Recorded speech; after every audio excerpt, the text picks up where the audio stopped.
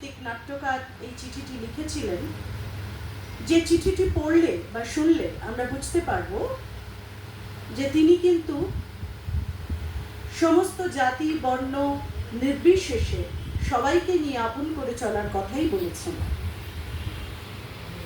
এবং শ্যামাপ্রসাদেরও তার সঙ্গে কতটা সৌহার্দ্যের সম্পর্ক ছিল এই চিঠি তা প্রমাণ করে। চিঠিটির লেখক কাজী নজরুল ইসলাম। শ্রীচরণেষু আমার সশ্রদ্ধ প্রণাম গ্রহণ করুন। মধুপুরে এসে অনেক রিলিফ এবং রিল্যাক্সেশন অনুভব করছি।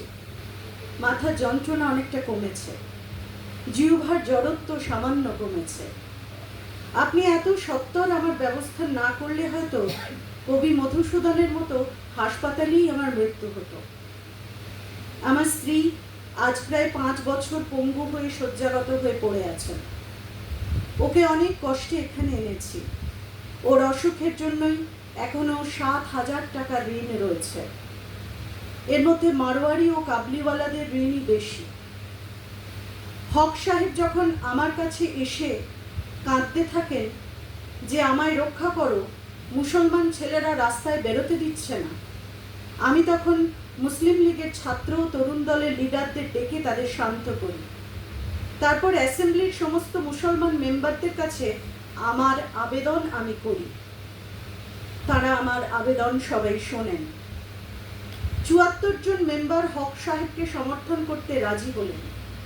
নবযুগের সম্পাদনার ভার যখন নিই, তার কিছুদিন আগে ফিল্মের মিউজিক ডিরেকশনের জন্য 7,000 টাকার কন্ট্রাক্ট আমি পাই। হক সাহেব ও তাঁর অনেক হিন্দু মুসলমান সাপোর্টার আমায় বলেন যে তাঁরা ওই ঋণ শোধ করে দেবেন। আমি ফিল্মের কন্ট্রাক্ট ক্যান্সেল করে দিই। পরে যখন 2-3 মাস তাগাদা করে টাকা পেলাম না, তখন হক সাহেবকে বললাম, আপনি কোনো ব্যাংক থেকে অল্প সুদে যদি আমায় ঋণ করে দেন, আমার মাইনের অর্ধেক প্রতি মাসে কেটে রাখবেন। হক সাহেব খুশি হয়ে বললেন, 15 দিনের মধ্যে ব্যবস্থা করব।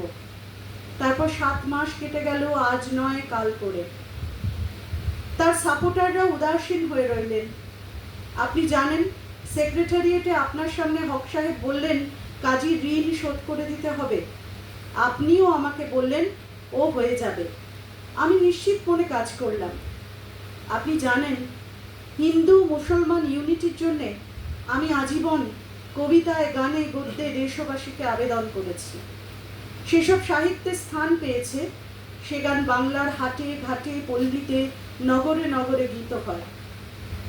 আমি হিন্দু মুসলমান ছাত্র ও তরুণদের সংঘবদ্ধ করে রেখেছি। যদি হক মন্ত্রিত্ব ভেঙে যায়, তাহলে আবার কোয়ালিশন মিনিস্ট্রির জন্য। হক সাহেব একদিন বললেন, কিসের টাকা? আমি চুপ করে চলে এলাম। তারপর আর তাঁর কাছে আমি যাইনি। আপনি সেক্রেটারিয়েটে যখন বলেছিলেন ও হয়ে যাবে, তখন থেকে স্থির বিশ্বাসে আমি রয়েছি। এই কোয়ালিশন মিনিস্ট্রির একমাত্র আপনাকে আমি অন্তর থেকে শ্রদ্ধা করি এবং ভালোবাসি। আমি জানি আমরা সবাই মিলে এই ভারতবর্ষকে পূর্ণ স্বাধীন করব। সেদিন বাঙালির আপনাকে এবং সুভাষ বসুকেই সকলের আগে মনে পড়বে। আপনারাই হবেন এদেশের সত্যকার নায়ক। আমার অন্তরের কৃতজ্ঞতা ও ধন্যবাদ গ্রহণ করবেন। আপনার কথা কখনো মিথ্যা হবে না। আপনার মহত্ব, আপনার ওপর আমার ভালোবাসা, আপনার নির্ভীকতা, শৌর্য, সাহস আমার অনুপরমাণুতে অন্তরে বাহিরে মিশে রইল। প্রণত কাজী নজরুল ইসলাম। ধন্যবাদ।